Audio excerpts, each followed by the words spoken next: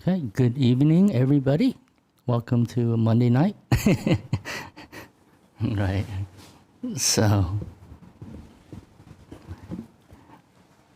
have you guys heard of Mula Nasrudin? Ajahn Nisarno tell some of his stories. Mula Nasrudin. Anyone has heard of some of the stories that Ajahn Nisarno tell? No one? Oh, okay. A couple.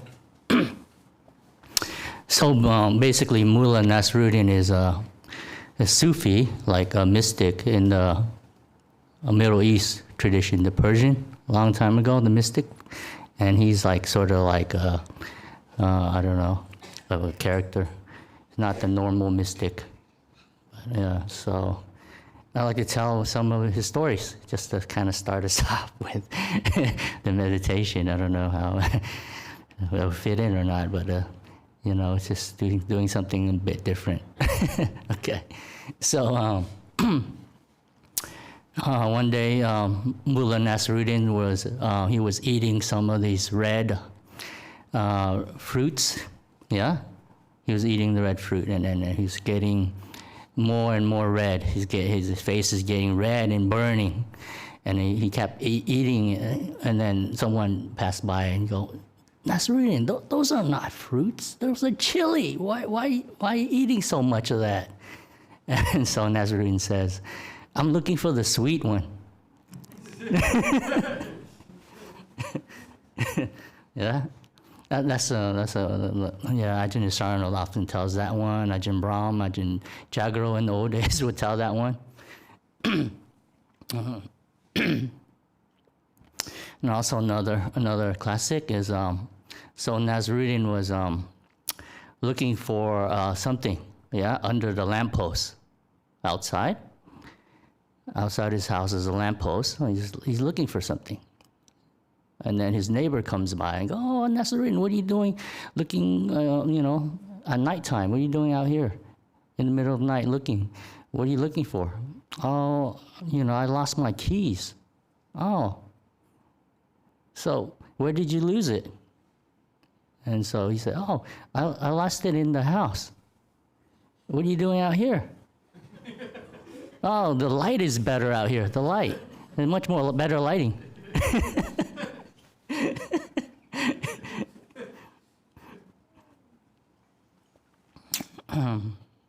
What else? One last one. Let me try to think of a good one.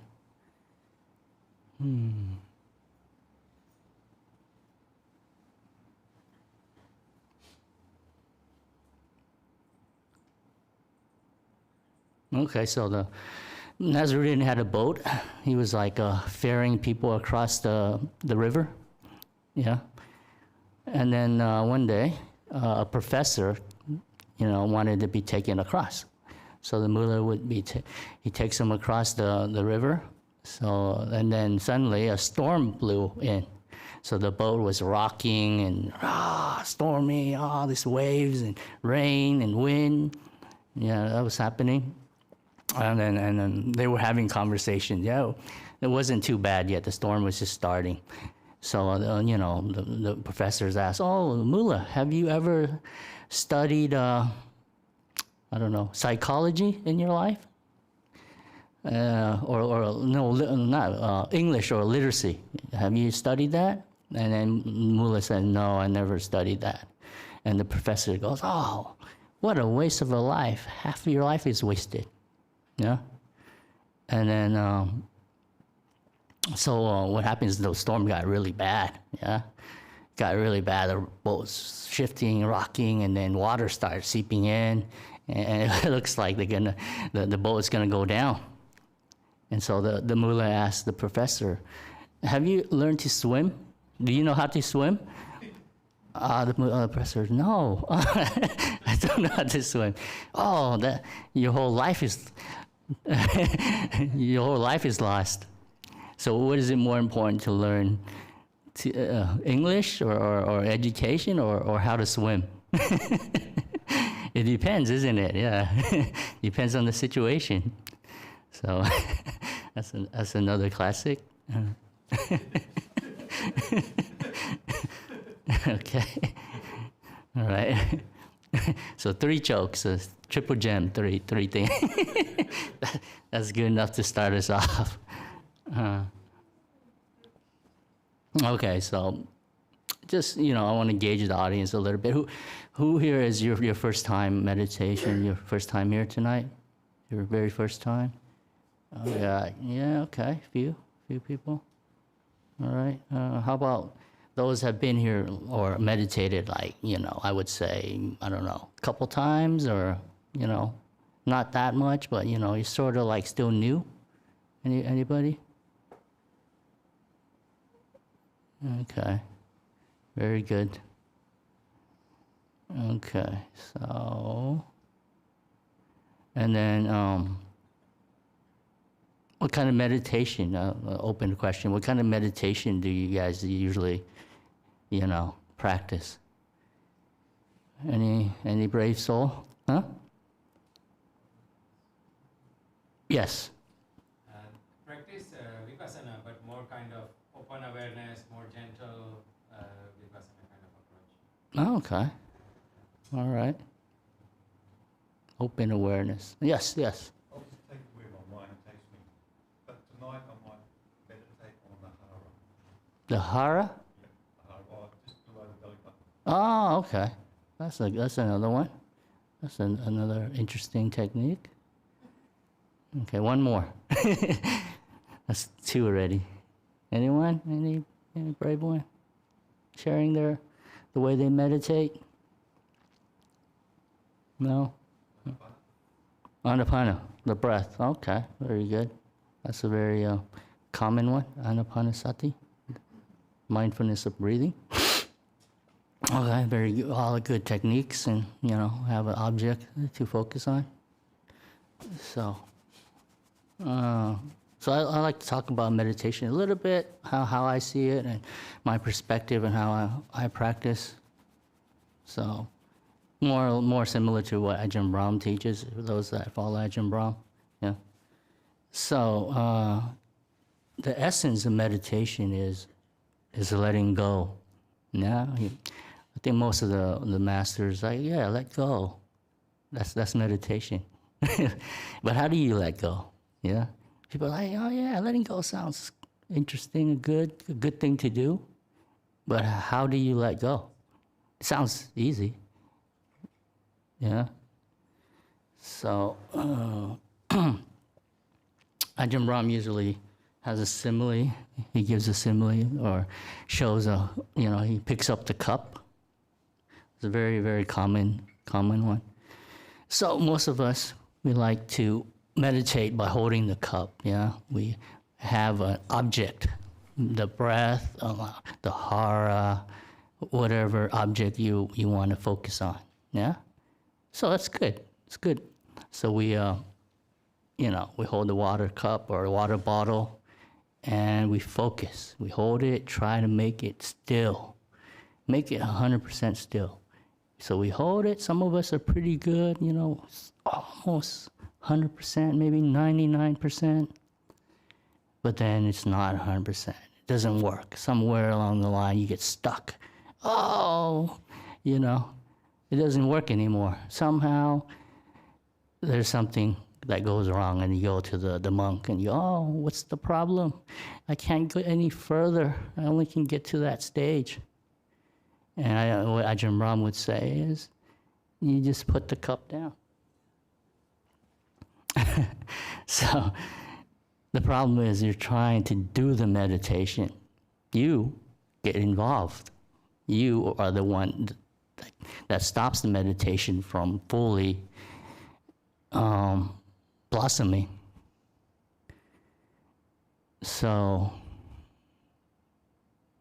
that's the usual problem, getting involved, holding the cup, holding the object, holding the breath, holding the hara, holding the belly, holding whatever you're focusing on. So all you need, the essence is letting go, isn't it?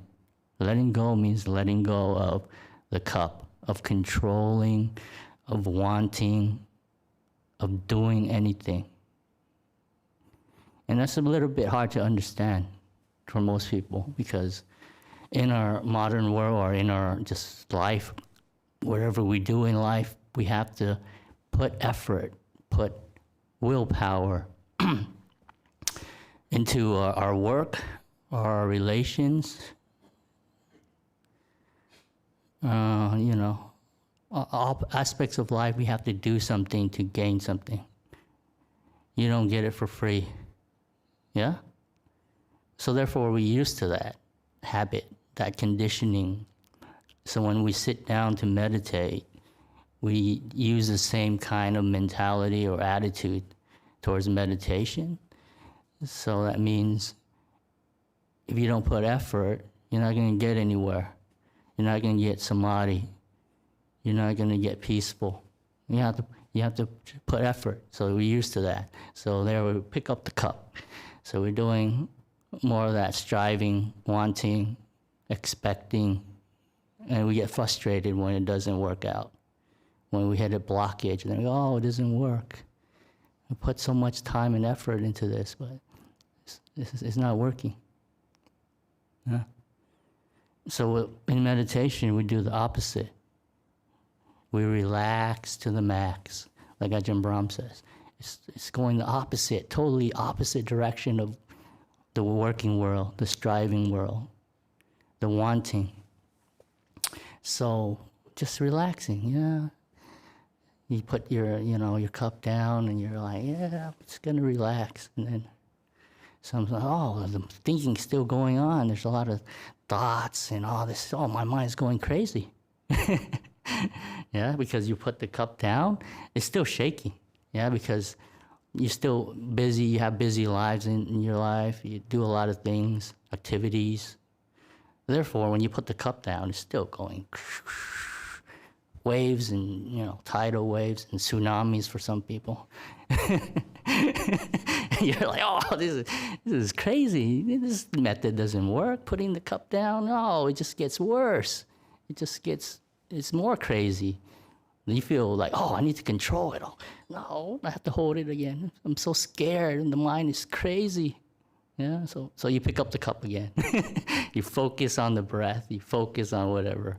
This feels better because you feel like you have control over your meditation. Yeah, so being fearful, sort of scared of letting go, because if you let go, things might go wrong. Oh, so afraid.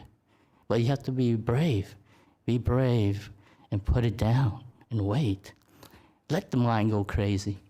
Let it go crazy. Be kind to it. Open the door of your heart to the mind. Yeah, you have to be courageous in meditation. You're going to face some scary things sometimes in the mind. Oh, I don't want to see it. But if you're patient and you're wise, you have that kindness in your heart. And the wisdom, especially, knowing that the water will eventually have to stop. It just takes a bit of time. And the mind will rebel. It will go crazy. It will try to scare you into picking up the cup again. It will try to scare you. Don't listen to the don't listen to Mara, as the Buddha would say. I know you, Mara. You're trying to scare me. Don't listen to him. Then, when you call Mara's bluff, then the mind suddenly shifts and becomes very calm and still very quickly. You just have to have that patience and wisdom. And you're like, wow, this method really works. It really works. And it's incredibly still. More than you can hold the cup. More still can you ever use willpower to ever get to that experience. So when the mind becomes still, without any effort, it becomes very powerful, because all that energy, all that willpower is not you're not using that energy into controlling anymore. It's going into the knowing only. So wherefore the knowing becomes very incredibly powerful, very bright, very, very blissful. and you're just kind of like, wow, this is scary. It's like, you don't experience this before. Wow, this is very scary. It's like, wow, it's like so much energy and power from something you don't understand. So sometimes you get scared and pick up the cup again. But no, don't pick up the cup. Stay there. Don't do anything. Just let it happen. And it gets bigger and bigger and be incredibly blissful, bliss out of your mind. And you're like, wow, the Buddha's instruction is correct. To let go of the wanting and controlling. The Buddha said, in the second noble truth, wanting leads to suffering. Third noble truth, letting go of wanting leads to happiness. So when you let go of wanting in meditation, you get happiness when you let go of wanting. And that is how it works in meditation. Yeah? Does that make sense? So give it a try. It takes time. It might be weeks, years, many years, but it's worthwhile to develop. As Ajahn Brahm says, it's worth the investment. It's better than the stock market. Because, the stock market will let you down. It's just, yeah. But this is free, and no one can steal it from you, the government can't take it from you. The stock market can't take it away from you. Your wife can't take it away from you. Your husband can't take it away from you. Nobody. You keep it. It stays with you from life to life if you believe in rebirth. So it's a true refuge for you if you learn how to develop this. Yeah? Okay. So let's try it out now.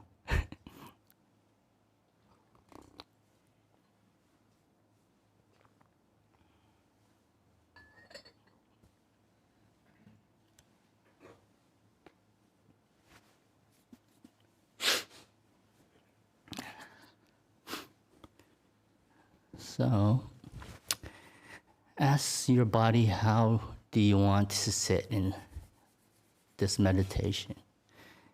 And just allow the body to sit in the way that it wants. And in that way, you have that kindness toward your body. Instead of telling it how to sit, you ask it, how do you want to sit? That's the kindness.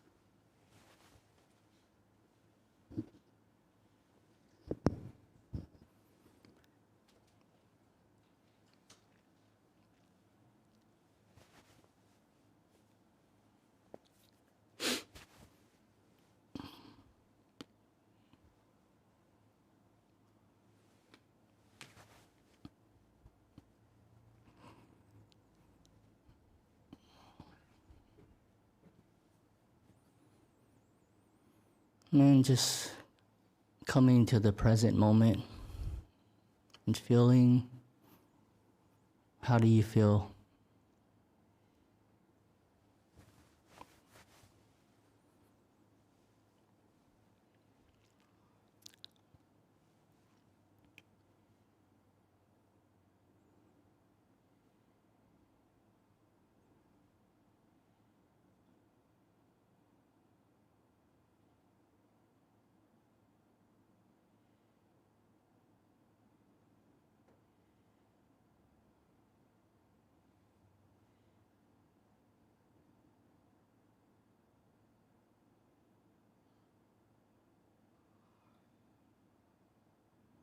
When your body's fairly comfortable now, we're just going to do a quick sweep of the body from toes to your toe to your head. So I'll do a quick sweep guide. So just kind of wiggle your toes and feel how that feels. Yeah, just relaxing, stretching, feeling your toes.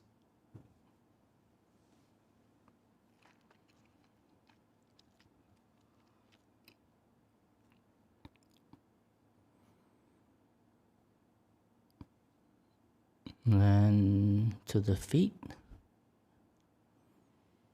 all the muscles.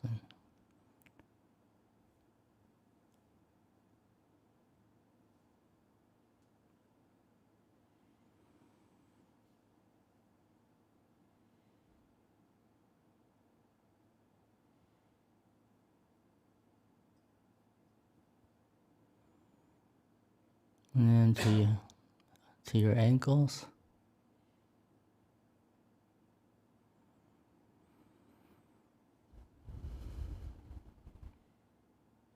Up to the calves.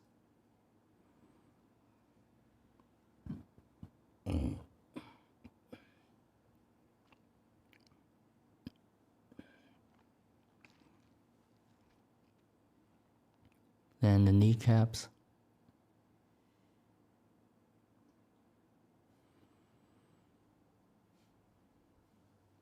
And your thighs, giving them a stretch.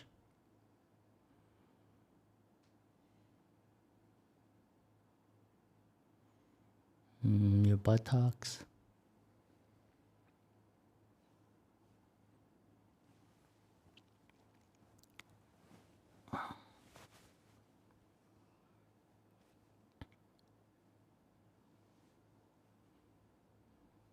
Your lower back, giving it a stretch.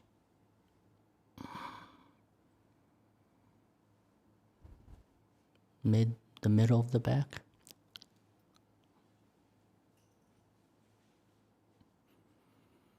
Then up to the upper back.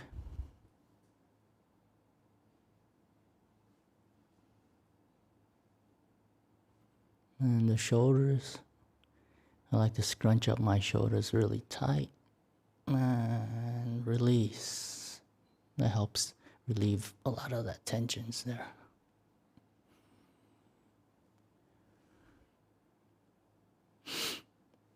And then down to your arms.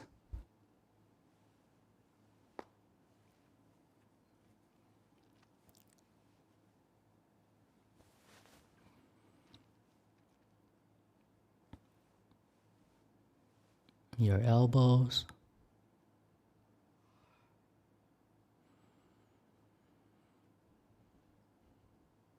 Your forearm.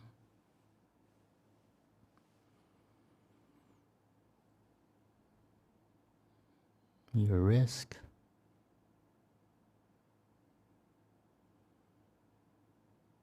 Hands and fingers.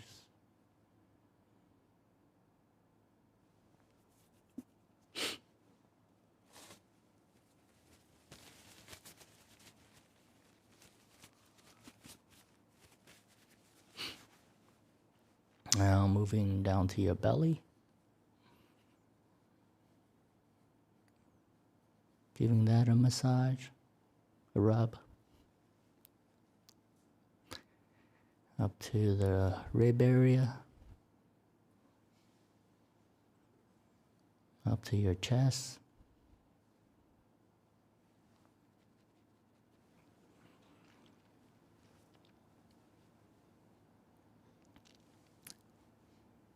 And focusing a little bit on the heart, easing any tightness or tension there.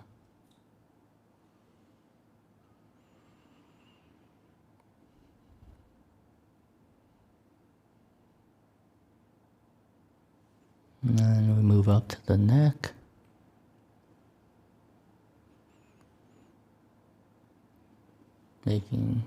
Stretching it and balancing the head in a comfortable way.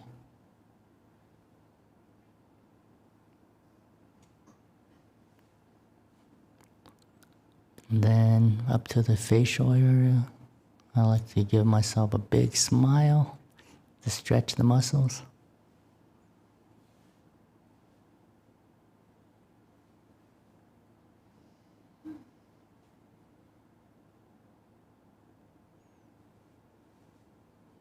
And we move up to the muscles around the eyes and just massaging it.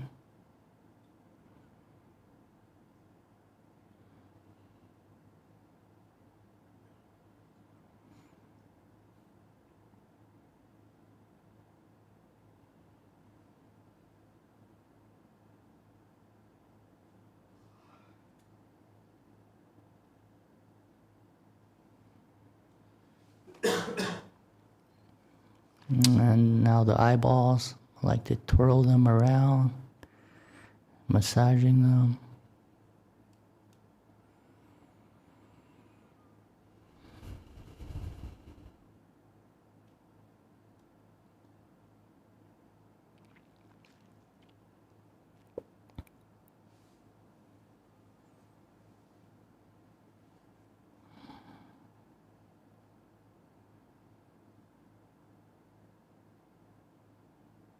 Now we move up to the crown of the head.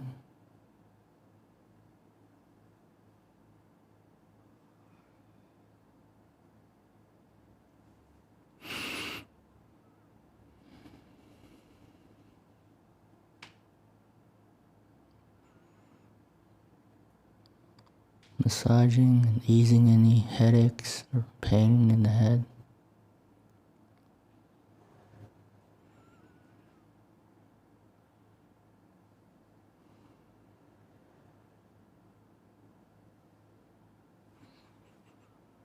Now the body's pretty comfortable, pretty relaxed.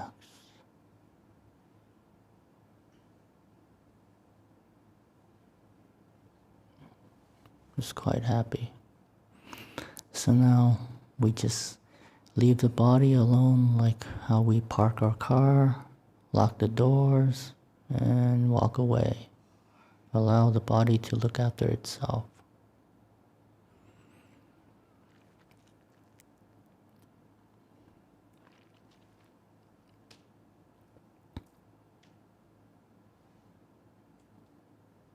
Now we shift our attention inwards to the area of our mind, our emotional being. And we imagine that on our left hand we have a heavy suitcase called the PAST, the past. All the stuff that we did today or just a moment ago, we put that down for a little while. So we imagine lowering that suitcase and feeling the lightness, the burden is gone. And on the right hand, we have the FUTURE, the future. So we imagine putting down the heavy suitcase called the future. All the anxiety and fear, all the responsibilities that are waiting ahead of us. That's also very, very heavy. So now is the time to just put that down and take a break.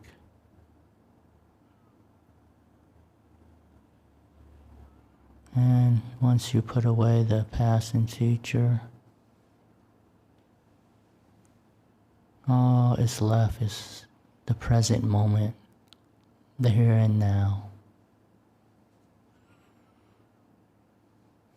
Experiencing the present moment and having an attitude of kindness and openness to this present moment. It could be pleasant, unpleasant, or neutral. We don't try to change it, get rid of anything, or get anything. We're just here, just like a mother who loves her only child with an open, unconditional heart. Doesn't matter what the child does, the mother still loves her child.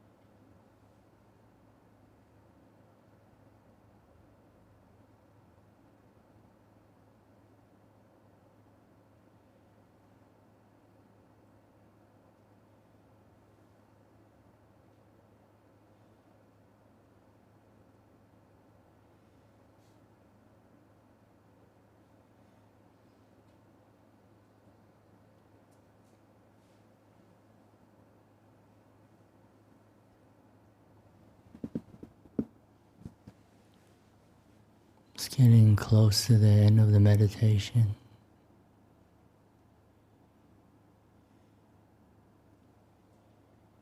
How do you feel?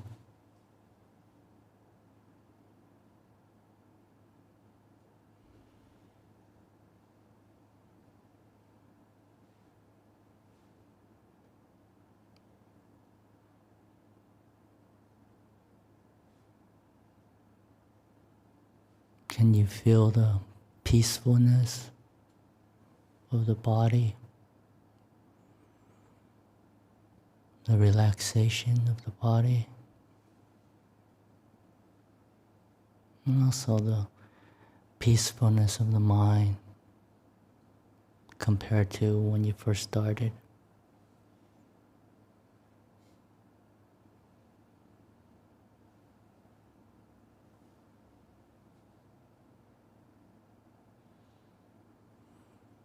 Okay, I will ring the gong 3 times.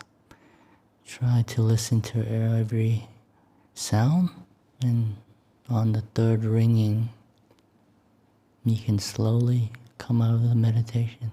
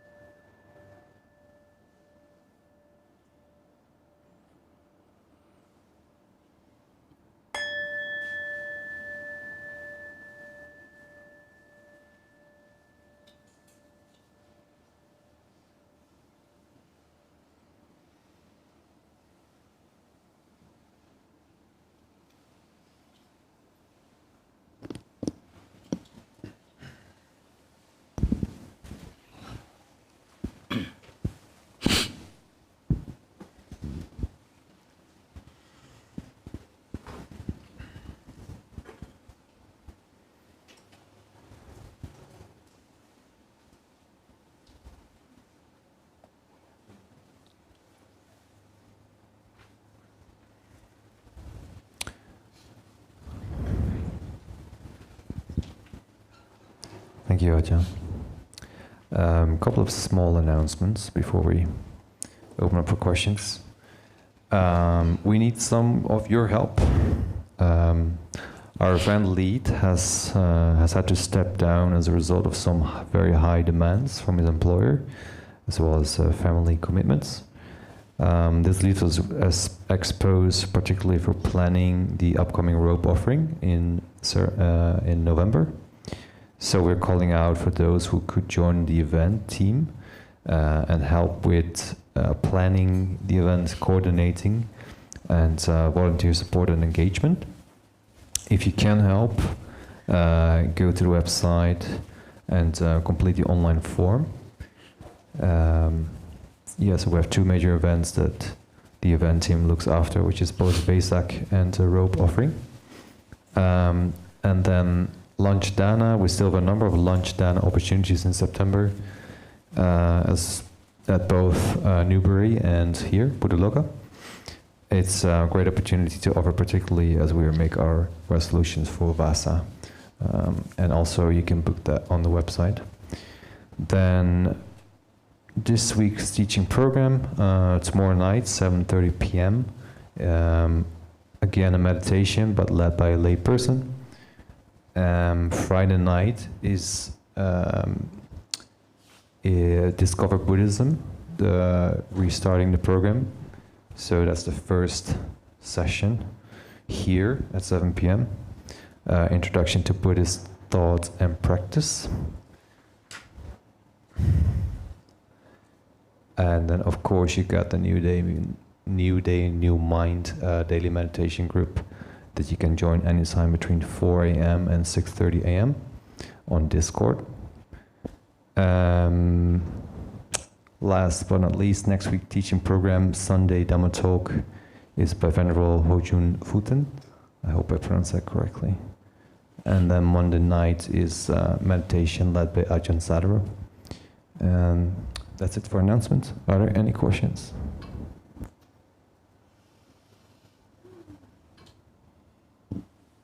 Okay. Another Nasrudin story before we start. At the very start, I mean, I don't know why, but I think I opened up something in my mind, and you know, it's a Nasrudin kind of thing now. But yes, so Nasrudin was one of Nasrudin's friend was visiting him. He came. Jalal came to visit Nasrudin. Oh, my friend Jalal, I'm visiting families. Oh, just in time.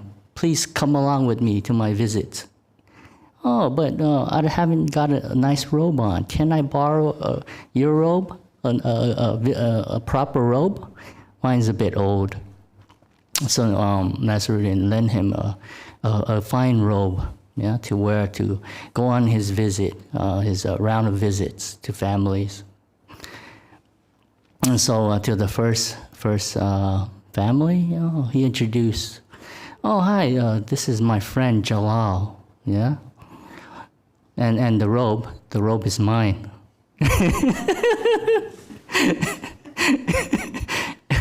And so, you know, afterwards, and so Jalal was like, that was a stupid thing to say. What do you mean that the robe is yours to introduce me like that? Yeah. Don't do that again. So Nasrudin, okay, I won't say that. So it's the second house, Nasrudin comes. So introduce, oh, this is my friend Jalal. And the robe is his.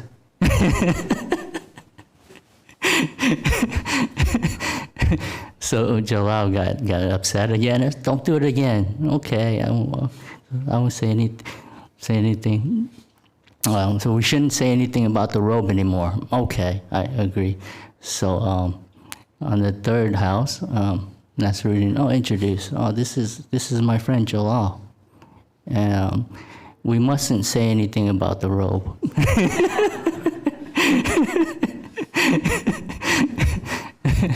Okay, so that's it. All right, okay. Now I'll open up for questions.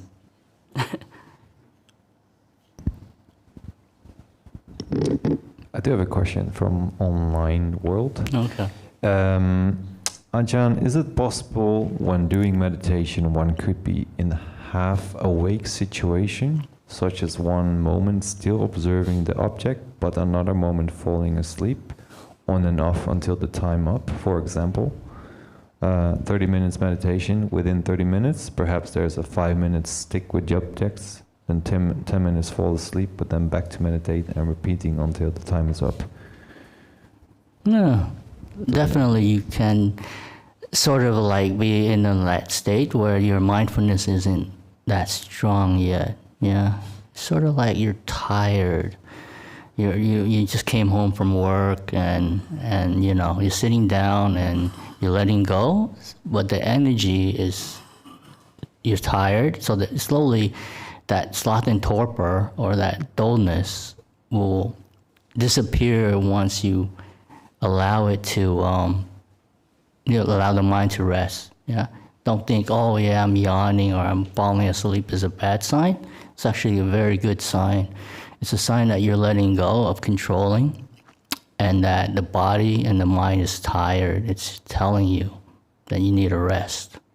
And once you get the proper rest and then you sit in meditation, then you feel more energized, you know, that because you have your proper rest. So I think that's a common problem for most people. They feel guilty that they're sitting and they're falling asleep and wasting time, and it's sort of like, yeah, it's a very common mentality of feeling guilty. But actually, that's going in a very positive direction. You're going in a very good direction. So those of you who are falling asleep in meditation, well done. Well done. Okay? Question from the floor?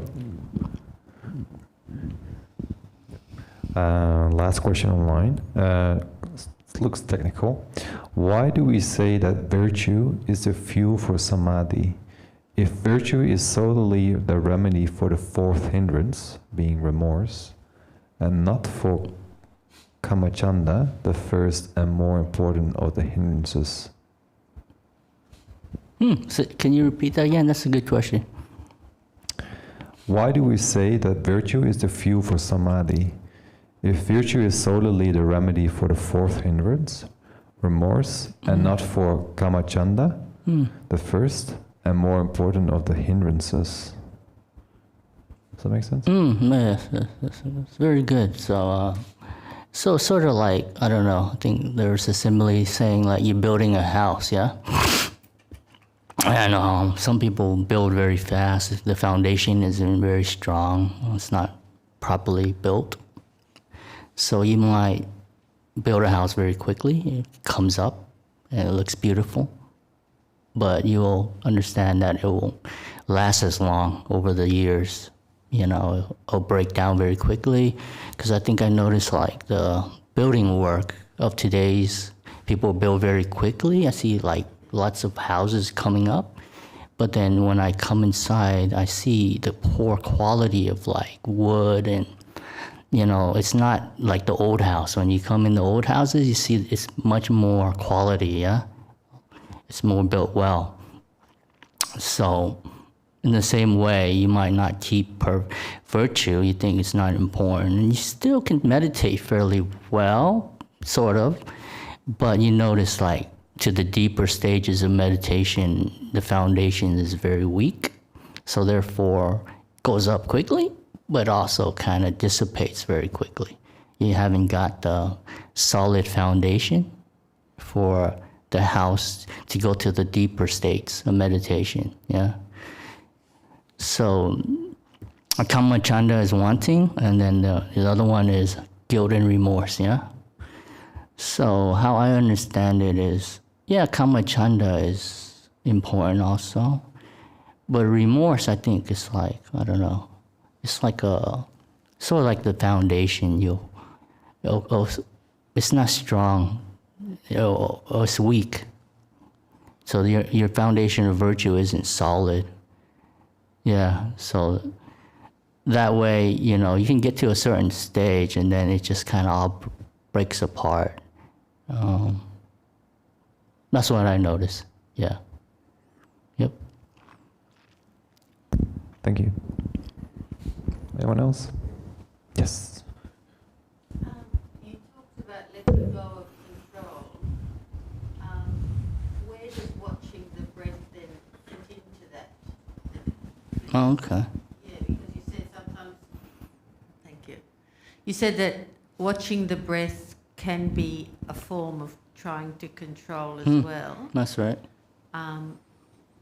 But if our mind is going all over the place, sometimes going back to the breath obviously stabilizes it.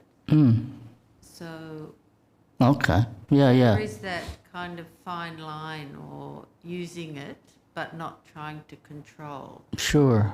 Does that make sense? Yeah, I got you. I got your question. So when the Buddha talked about anapanasati, the breath, you know, it's from the suttas. So most people, I think, they grab onto the breath too early, as in like when you first sit down, you want to anchor yourself with the breath and you grab onto it, grab onto the cup right away. So that's holding it, yeah.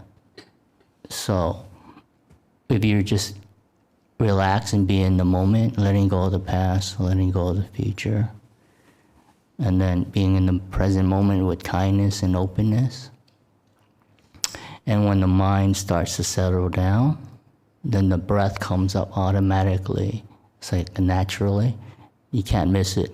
When the mind settles down, the body settles down, then the breath comes up naturally, and then with that kindness to the present moment and to the breath, then the breath kind of stays with you. It doesn't run away. When you first try to grab the breath, then it'll rebel and try to run because you're holding it.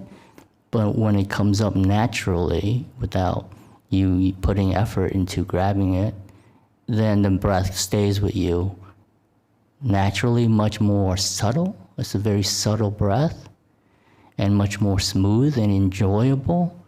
So it becomes the delightful breath. The delightful, you're breathing in almost as if like, I don't know, you're taking in a delicious meal. Breathing in a delicious meal, breathing out a delicious meal. Something very pleasant and very delightful. Wow, it's like, sort of like, I don't know, what do you call the word, but a very pleasant experience. And when that happens, the breath just stays with you. You cannot miss it because it's so pleasurable, breathing in, breathing out, that basically you're glued to the breath. Your attention is glued there because of the happiness or the bliss of the breath, of the delight. So you stay with it. Yeah? That's when we take up the breath. But if you take up the breath too early when you first sit down, it's sort of like the mindfulness is too coarse. It cannot watch the breath because it's too coarse. You have to start with the body because the body's more coarse, and then you go into the mind. Yeah? Does that make sense? Yeah? Try it out. Because most people grab onto the breath too early. Unless you're already, like your mind is already subtle and still, then you can go to the breath right away. I notice that happens sometimes. Sometimes it goes to the breath, but for most people, it takes time for the mind to calm down. Yeah? That makes sense? Okay. Try it out. Yeah. Because that's different to using the breath to still the mind. You're actually stilling the mind and then the breath comes in. Right. You have to gauge it. Sometimes you can use the breath to calm the mind, either way, but you have to know your mindfulness. How mindful are you? Can it watch the subtlety? So you have to gauge. Sometimes you watch the breath first. Sometimes you watch whatever objects are arising in the mind. You ask the mind, what do you want to watch? You don't go, oh, you have to watch the breath. You just kind of like, oh, what do you want to do? Mind, what do you want to do? How do you want to sit, the body? Asking your mind and body what it needs. And that kindness helps it settle down much quicker. But if you try to like tell it what to do like a control freak, then it will rebel. It would definitely rebel. Yeah. Yeah? So don't be a control freak. Yeah. That's it.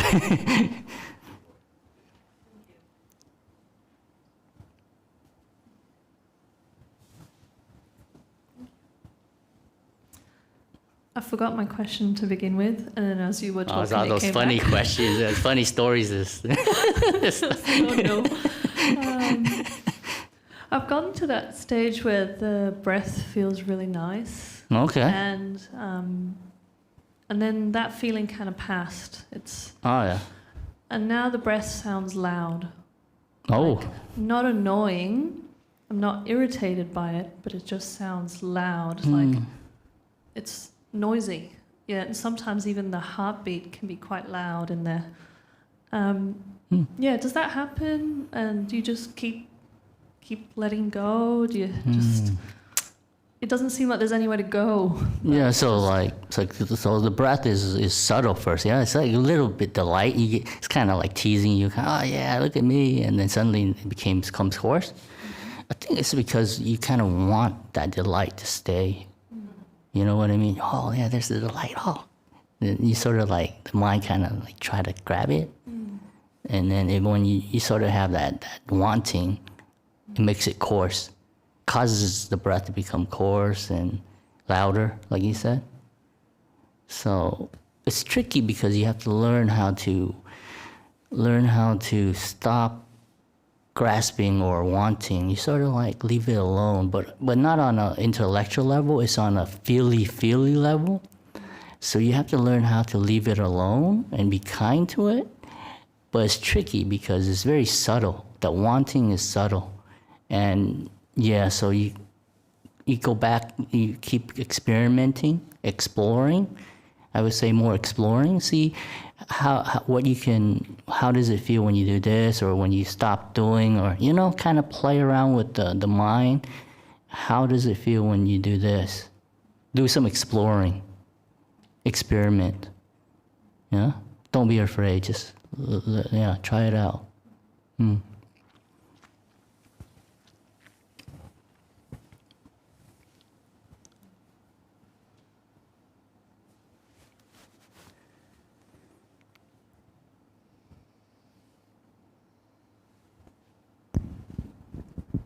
Time for one more question.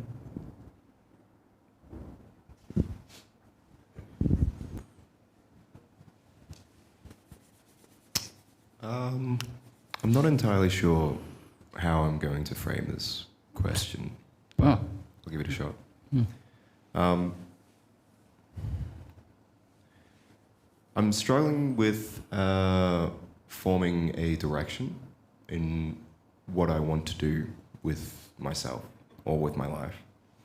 And I sympathize, or I do connect a lot with what these sort of teachings are trying to tell us. And I also find a bit of a paradox in it, where there is this importance in this stillness, but there's still this need, or this feeling of need to move forward.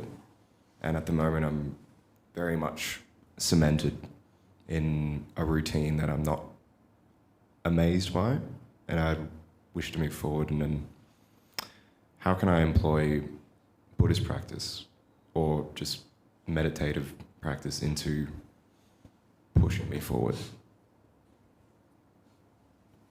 How long have you been practicing now? Not regularly. I went probably about a month of continuous meditative practice, and I kind of fell off. I get distracted, and I struggle to maintain the meditative routine. Is there more than just the meditation? Do you listen to talks or read Buddhist teachings and stuff? Not at the moment. I haven't investigated it thoroughly. Okay. So you're in life, you're sort of stuck. You're in a routine that you're not satisfied with, and you're finding a way to kind of give you some clarity and insight into what's a more wholesome way of living, or yeah? Yeah. Okay. So if I'm going to answer this from the meditative approach, it's like that. You meditate, which is, when meditation happens, when the mind becomes still, that's when the wisdom arises. So when the cup is perfectly still, the water is clear, so you can see through the water perfectly. So then that means you have insight into your life, what's going on. But if the cup is shaking, the water is shaking or muddy or discolored, then you'll get confused. You can't see what's happening in your life. And then you try to think, which most people do, try to think your way through, which doesn't work because thinking goes in a circle. And you just get tired and more tired and more deluded and can't see what you need to do. So you have to rest the mind, rest the body, allowing it to be still so you have a lot of energy, a lot of clarity in your life. And once you have that clarity, then you can make the right choice, or at least know where to go. And that can take a bit of time depending what kind of lifestyle you're living, and if it's causing problem, if it's shaking the cup. If you're living a lifestyle where you're stirring the mind up every day, and what your activities are, that won't help calm it down. It'll only make it worse. So to fully have an answer, you have to take a bit of time and investment into into these practices, like, you know, keeping precepts, and having good friends is also a good thing. The Buddha recommended having good friends because they kind of condition you into what you're going to do in life, like kind of influence, peer pressure, you know, that kind of thing. So having good spiritual friends can really help with that. That's probably a good start, you know, coming here and making friends and talking to people. Yeah. Thank you.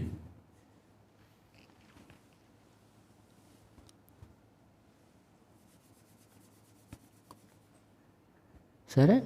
Okay. All right. Thank you, Ajahn. Thank you, everyone. Okay. Now we can pay respects to the Buddha. Then we can go. I'll be around if any other questions for a few minutes.